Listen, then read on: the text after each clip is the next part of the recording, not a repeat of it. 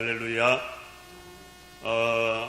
지금 우리는 나라 사랑의 달 6월달을 보내고 있습니다. 6월달이 되면 떠오르는 무시무시한 날이 있지요. 그것은 바로 이 땅에 전쟁이 있었던 6.25 전쟁이 일어났던 1950년 6월 25일입니다. 여러분들은 매년 6월달 그것도 6.25 전쟁이 일어났던 이 날을 맞이할 때면 어떤 생각이 드시는지요? 저는 물론 이 땅 가운데 두 번 다시 이런 전쟁이 일어나지 않기 위해서는 하나님께서도 우리에게 주문하셨습니다마는 예루살렘의 평안을 구하라 이런 말씀을 하셨던 것처럼 이 나라의 민족 또 우리 한국 기독교의 평안을 위해서 항상 기도해야 되겠다라고 하는 생각도 듭니다마는 더욱 강하게 드는 생각이 있다면 사실 6.25 전쟁이 발발하게 된 원인이 있다면 사실은 이념적인 갈등 때문에 일어났던 전쟁이었거든요. 그리고 여러분들이 잘 아시지만 이 땅이 공산사회주의로 넘어가는 것을 막기 위해서 이 땅을 마지막까지 자유민주주의 진영으로 사수하기 위해서 그야말로 목숨 걸고 싸웠던 정말 깨어있던 선조들이 있었기에 또 이 나라를 공산사회주의로부터 지켜주기 위해서 목숨 걸고 이 전쟁에 참여했던 미국을 비롯한 UN 16개국 군인들의 희생이 있었기에 이 나라가 정말 자유민주주의를 사수할 수 있었고 그에 대한 열매로 하나님께서는 이 나라와 이 민족 가운데 엄청난 복을 주셔서 지난 75년간의 역사가 말해주듯이 하나님께서는 이 땅 가운데 가장 큰 축복으로 우리 기독교의 엄청난 부흥을 이루어 주셨고요. 또 전 세계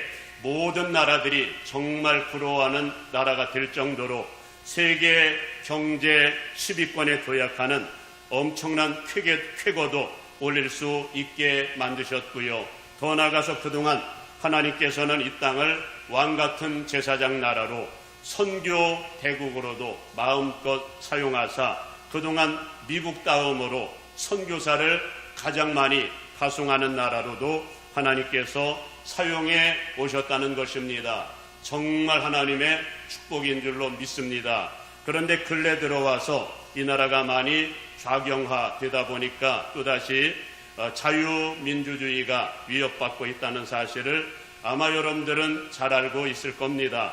저는 며칠 전에 지금 현재 중동전쟁, 이란과 이스라엘 사이에서 전쟁이 지금 현재 발발하고 있습니다마는 이 나라 정부가 공식적으로 이란을 지지하고 이스라엘을 규탄하는 그런 성명을 냈다는 소식을 듣게 되면서 여러분들은 어떤 마음이 들었는지는 모르겠습니다마는 저는 사실 엄청난 충격을 받았습니다. 왜냐하면 G7을 비롯한 자유민주주의 진영의 모든 국가들은 전부 이란의 핵무기 제조를 규탄을 했거든요. 이란을 규탄한 나라들은 이슬람권 그리고 또 공산주의 국가들 이를테면 러시아, 중국, 북한뿐이었거든요. 차라리 그냥 입 다물고 차라리 중립을 지켰으면 좋았을 것을 하는 생각이 듭니다. 무서운 발언을 했기 때문입니다. 그래서 저는 오늘 우리가 살고 있는 이 시대에 국제 정세에 대해서도 좀 알고 또한 이 나라가 살기 위해서는 가장 먼저 우리 국민들이 정말 깨어나야 되겠기에 하나님께서는 오늘 본문의 말씀을 통하여 하나님께서는 앞으로 역사의 물꼬를 어떻게 트시는지를 우리에게 좀 알려주시기를 원하시고요. 그리고 또 이제 우리가 사는 이 시대가 어쩌면 마지막 시대가 될 수도 있을진데 마지막 때 어떻게 살아남아야 할 것인가에 대해서도 알려주시기를 원하셔서 오늘 본문의 말씀을 주시기를 원하십니다. 그런 차원에서 오늘 말씀을 준비하면서 말씀의 제목은 그렇게 잡았습니다. 환난을 통해서 인도하시는 하나님, 이런 제목으로 오늘 말씀을 나누려고 합니다. 여러분, 우리가 섬기는 하나님은 환난을 통해서, 믿음의 시련을 통해서 우리를 더 온전케 하시는 하나님이시라는 사실 여러분 아십니까? 요즘 새벽에 야고보서의 말씀을 묵상하고 있습니다마는 야고보서 1장에 의하면 마귀도 온갖 시험과 유혹을 통해서 오늘날 교회와 성도들을 공격해 오기도 하지만 사실 우리가 섬기는 하나님께서도 믿음의 시련을 통해서 역사하시는데, 우리 하나님께서 환난과 믿음의 시련을 통해서 역사하시는 진짜 취지가 있다면 우선은 환난을 통해서 교회를 거듭나게도 만들고요, 오늘날 잠자는 영혼들을 흔들어 깨우기도 하시면서 말세지 말에 온전한 성도들을 만들어서 마지막 때를 승리케 하기 위함이다 라고 하는 겁니다. 그래서 야고보서 1장 2절은 이렇게 말씀을 합니다. 내 형제들아, 너희가 여러 가지 시험을 당하거든 온전히 기쁘게 여기라. 이는 너희 믿음의 시련이 인내를 만들어내는 줄 너희가 알미라. 인내를 온전히 이루라. 이는 너희를 온전하고 구비하여 조금도 부족함이 없게 하려 함이라. 그래서 하나님께서는 세상 끝날에도 우리 기독교인들에 대한 아주 무지막대한 환난을 예고하셨다는 사실 성경을 통해서 여러분들도 잘 아시지요. 하나님께서 그렇게 하시는 이유가 있다면 어쩌면 우리는 그동안 너무도 풍요로운 물질 만능주의 세상 속에 살면서 너무도 평안한 세상 속에 살면서 우리의 영적인 삶도 성령의 기름도 많이 떨어지지 않았나라는 생각이 듭니다. 따라서 우리를 너무도 사랑하시는 우리 주님께서는 어떻게든 우리를 구원하셔서 천국 백성 만드셔야 하겠기에, 그러기 위해서는 어떻게든 우리의 떨어졌던 영성을 다시 회복시켜야 하겠기에 하나님께서는 우리의 영혼을 흔들어 깨우시는 차원에서 환난을 준비하셨다라고 하는 겁니다.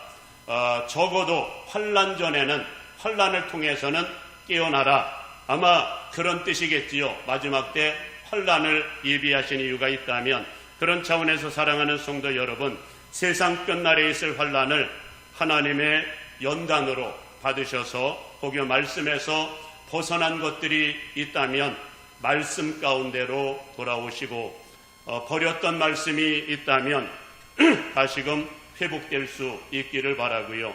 하나님과의 관계에 있어서 틈새가 좀 벌어져 있었다면 다시 성령 충만함으로, 말씀 충만함으로 우리 주님과의 뜨거운 관계 가운데 돌아올 수 있기를 간절히 바랍니다. 오늘은 이 땅에 큰 환난이 있었던 6.25 전쟁 주일입니다마는 어쩌면 하나님께서 이 땅 가운데 큰 환난을 주신 것도 하나님께서 이 나라와 이 민족을 너무도 사랑하시기 때문이 아니었을까라는 생각을 해봅니다. 동방의 예루살렘이라고 불리우는 우리 한국교회를 너무도 사랑하시기에 환난을 통해서 영적인 체험과 함께 하나님의 거룩한 부흥을 이 땅 가운데 허락해 주시기 위함이었는 줄로 믿습니다. 사실 6.25 전쟁이 이 땅에 일어나기 전까지는 오늘날처럼 우리 기독교 복음화율이 그리 높지 않았거든요. 교회들도 대부분이 북한에 많이 있었고 남한에는 북한만큼 많지 않았거든요. 그리고 신앙도 그만큼 뜨겁지 못했습니다. 그러나 여러분들도 잘 아시다시피 당시 북한 땅에는 장대현 교회를 중심으로 해서 평양 대부흥운동이 일어나고 있을 정도로 하나님께 대한 믿음과 열정이 아주 뜨거웠던 곳, 그것이 바로 북한이었거든요. 그 결과 어쩌면 하나님께서는 이 뜨거운 부흥의 열기를 북한뿐만이 아니라 우리 대한민국 전체를 불태우도록 하시기 위해서 6.25라고 하는 전쟁을 어쩌면 하나님께서 역이용하시지 않으셨을까 싶습니다. 마치 초대 예루살렘 교회를 그렇게 사용하신 것처럼 말이지요. 어쩌면 스데반 집사의 순교 사건을 기점으로 일어났던 기독교에 대한 대대적인 박해가 없었다면, 환란이 없었다면 그토록 급속도로 그리스도의 복음이 전 세계를 강타하지는 못했었을 겁니다. 그런 차원에서 하나님은 이제 곧 마주하게 될 세상 끝날에도 전쟁과 환란이 있을 것을 우리에게 예고하셨다는 사실을 아십니까? 저는 여러분들에게도 영적인 분별력이 생겨나서 지금 현재 지구촌 곳곳에서 일어나는 상황들을 대수롭지 않은 사건으로 치부하지 않기를 바랍니다. 여러분들도 잘 아시다시피 지금 현재 지구촌 곳곳에서는 상상을 초월하는 홍수와 지진들이 일어나고 있고요. 또 우리가 그동안 쌓아올린 물질적인 부도 전부 무너뜨릴 정도의 경제 공황도 몰려오고 있고요. 뭐니 해도 지금 일어나는 국제정세 속에서 우리가 주목해 볼 것은 이스라엘과 이란 사이에서 일어나고 있는 중동전쟁이 아닐까라는 생각이 듭니다. 우리가 다른 여느 전쟁보다도 중동전쟁을 더 심각하게 보아야 될 이유가 있다면 하나님께서 세상 끝날에 일어날 아주 무시무시한 환란의 시발점으로 중동전쟁을 예고를 하셨기 때문입니다. 물론 지금까지 중동전쟁은 꽤 많이 일어났지요. 1948년 5월 14일 이스라엘이 2000년 만에 독립을 하죠. 기적같이. 아니 2000년 만에 독립을 한다. 기적같은 일이잖아요. 독립을 한 이후에 무려 4차례에 걸쳐서 이스라엘을 점령하기 위하여, 몰락시키기 위하여 전쟁이 일어났었거든요.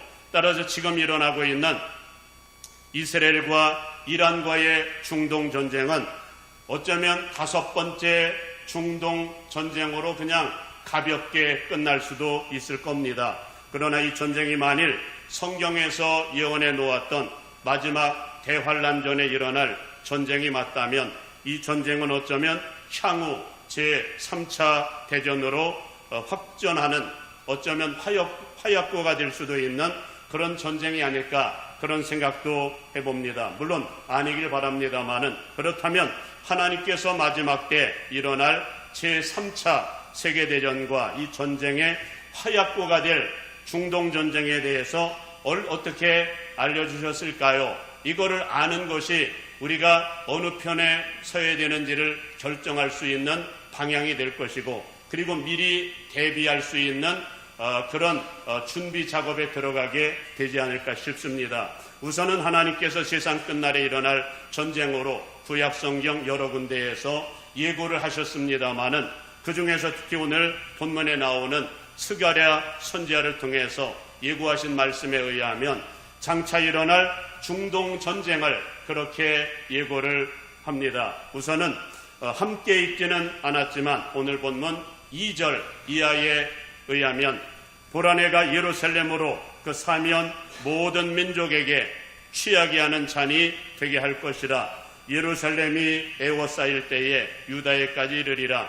그날에는 내가 예루살렘을 모든 민족에게 무거운 들이 되게 하리니 그것을 드는 모든 자는 크게 상할 것이라. 천하만민이 그것을 치려고 모이리라. 그러면서 6절 이하 오늘 우리가 읽었던 말씀에서는 이렇게도 말씀을 합니다. 그날에 내가 유다 지도자들을 나무 가운데에 화로 같게 하며 곡식단 사이에 횃불 같게 하리니 그들이 그 좌우에 애워싼 모든 민족들을 불사를 것이요 예루살렘 사람들은 다시 그 본 곳 예루살렘에 살게 되리라. 그날에 여호와가 예루살렘 주민을 보호하리니 그 중에 약한 자가 그날에는 다윗 같겠고 다윗의 족속은 하나님 같고 무리 앞에 있는 여호와의 사자 같을 것이라. 예루살렘을 치러 오는 이방 나라들을 그날에 내가 멸하기를 힘쓰리라. 하나님께서 이방 나라들을 멸하신다, 이런 말씀이지요. 그러면서 그날에 예루살렘을 공격한 이방 나라들에 대한 혹독한 심판을 오늘 함께 읽지는 않았지만 14장으로 건너가서 12절 말씀에 의하면 이런 말씀을 하죠.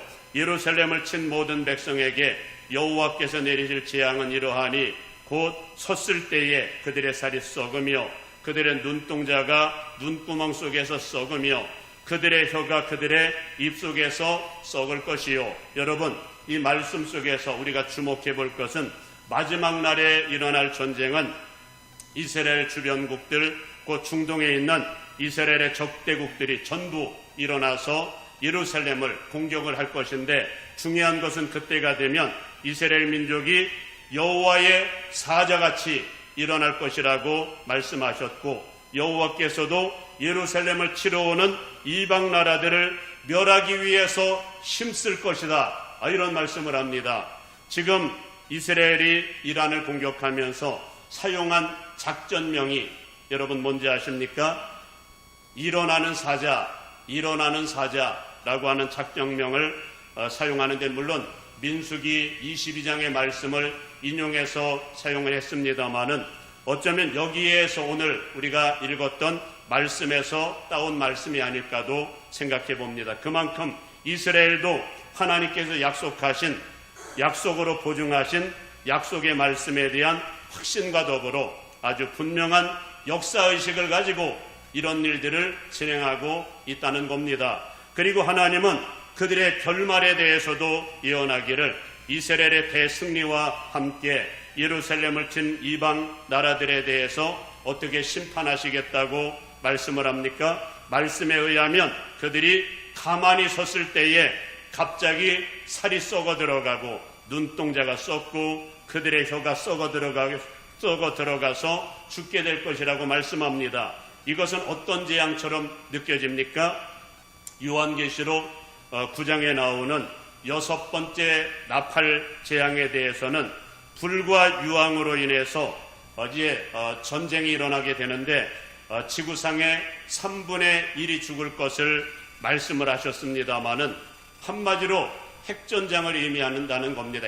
핵으로 인하여 사람들이 이렇게 썩어 들어가는 그런 일들이 벌어지게 될 거다라고 하는 예언의 말씀입니다. 그렇다면 조금 더 구체적으로 장차 이 중동 전쟁에 참여하게 될 나라들은 어떤 나라들이며 이 전쟁의 향방은 어떻게 결정이 날지에 대해서 우리가 한번 들어볼까요? 우리가 이 전쟁을 조금 더 심도 있게 주시해야 될 이유는 이 전쟁이 우리가 장차 마주하게 될 7년 대환란으로 이어지는 전쟁일 수도 있기 때문에 그렇습니다.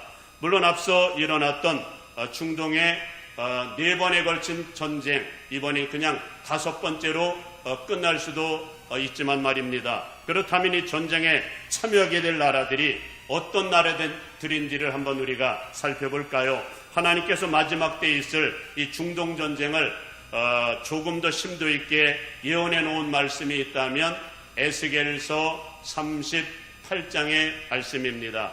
거기에 보면 하나님께서 에스겔 선지자를 통해서 이렇게 말씀을 합니다. 인자야, 너는 마곡 땅에 있는 로스와 메섹과 두발과 곧 고게게로 얼굴을 향하고 그에게 예언하여 이르기를 주 여호와께서 이같이 말씀하시기를 로스와 메섹과 두발과 고가 내가 너를 대적하여 너를 돌이켜 갈고리로 네 아가리를 꿰고 너와 말과 기마병 곧 네 온 군대를 끌어내되 완전한 갑옷을 입고 큰 방패와 작은 방패를 가지며 칼을 잡은 큰 무리와 그들과 함께 한 방패와 투구를 갖춘 바사와 구스와 붓과 고멜과 그 모든 떼와 북쪽 끝에 도갈마족 속과 그 모든 때 곧 많은 백성의 무리를 너와 함께 끌어내리라, 이런 말씀을 합니다. 이 말씀 속에서 예루살렘을 중심으로 해서 이 전쟁에 참여하게 될 나라들의 명단이 소개되고 있는데, 여러분 우리가 여기서 주목해 볼 것은 마곡 땅에 있는 로스라고 하는 나라는 어느 나라를 가리킬까요? 놀랍게도 이 로스라고 하는 나라는 러시아를 지칭하는 러시아의 옛 이름으로, 한마디로 러시아를 중심으로 한 그 주변 나라들이 일어날 것이라는 겁니다. 그리고 또 어떤 나라들이 일어난다고 말씀할까요? 오늘 본문 5절 말씀에 의하면 바사와 구스와 붓이라는 나라가 거론되고 있지요. 그렇다면 바사는 어느 나라일까요? 여러분들이 잘 아시는 페르시아 제국을 아시지요. 남왕국 유다가 끌려갔던 나라 바벨론이 나중에는 페르시아 제국에게 점령당하잖아요. 그렇다면 이 페르시아 제국이 지금의 어느 나라를 이루었는지 아십니까? 바로 자기들 스스로도 우리는 페르시아의 후예들이다 라고 주장하는 지금의 이란입니다. 지금의 이란이 페르시아 제국이거든요. 그리고 구스는 이디오피아와 수단 지역에 있는 나라들을 지칭을 하고요. 붓은 리비아, 튀니지, 알제리, 모로코를 포함한 북부 아프리카 지역에 위치한 나라들이고요. 또 메섹과 두발과 고멜과 도갈마라고 하는 나라는 지금의 터키를 중심으로 한 나라들을 지칭을 합니다. 그리고 이 연맹국들을 지휘하는 마국, 왕국은 많은 성경학자들은 이야기를 하기를 이들의 연합국을 이끌게 될 어쩌면 러시아 대통령이 될 것이다 이렇게 추정을 합니다. 그렇다면 이 전쟁의 형방이 어떻게 진행될 것이라고 성경은 말씀을 합니까? 오늘 말씀에 의하면 우선은 하나님께서는 마국 땅에 있는 로스, 곧 러시아와 곡이라고 하는 왕을 하나님의 대적자로 만들어서 하나님께서 갈고리로 그들의 아가리를 꿰어가지고 그들의 온 군대로 하여금 이 전쟁에 참여하도록 하나님이 끌어내신다 이런 말씀을 하시죠. 마치 하나님께서 애굽 땅을 심판하시기 위해서 하나님께서 의도성을 가지고 바로의 마음을 강팍하게 만드신 것처럼 말입니다. 한마디로 러시아가 이 전쟁에 자원하는 마음으로 참여하는 것이 아니라 원치 않는 전쟁을 억지로 끌려 나와서 참여하게 된다 이런 말씀을 합니다. 이것은 아마도 이 전쟁의 시발점은 러시아가 중심이 되어 일어나지 아니하고 러시아가 참여할 수밖에 없는 상황으로 전쟁의 형방이 그렇게 진행된다 그런 말씀이지요. 그것은 어쩌면 지금 현재 중동의 패권을 다투고 있는 이란이 무려 5차례에 걸친 협상에도 불구하고 말을 듣지 않자 이스라엘이 이란의 핵시설을 공격한 사건을 두고 나온 말이 아닐까라는 생각이 듭니다. 그리고 어쩌면 이 전쟁이 주님께서 예고하신 오늘 본문의 마국과 곡의 전쟁을 위한 전초전이라면 이 전쟁은 향후 주변 국가들로 언제 확전되더라도 확전이 될 것이고 그래 결국 이란과 군사동맹을 맺고 있는 러시아가 어쩔 수 없이 참여하게 될 것이라는 예언입니다. 그렇다면 장차 이란을 중심으로 만들어질 아랍 세력과 러시아가 연합하여 이스라엘을 칠 때 장차 하나님 편에 서서 이스라엘과 함께할 나라들은 어느 나라라고 성경은 말씀을 하고 있을까요? 오늘 함께 읽진 않았지만 에스겔 38장 13절 말씀에 의하면 이렇게 말씀을 합니다. 스바와 드단과 다시스의 상고와 그 부자들이 이란과 러시아를 중심으로 일어난 연합국을 향해서 책망을 하면서 일어날 것이라고 말씀을 합니다. 그렇다면 여기서 스바와 드단은 지금의 어느 나라를 가리킬까요? 이 나라들은 지금 현재 놀랍게도 사우디아라비아 지역에 있는 나라들인데 놀랍게도 이들은 이슬람권이지만 이들은 현재 친미 성향의 나라들이거든요. 어느 나라라고요? 친미 성향의 나라들입니다. 이를테면 이슬람권도 수니파가 있는가 하면은 시아파가 있습니다. 들어보셨지요?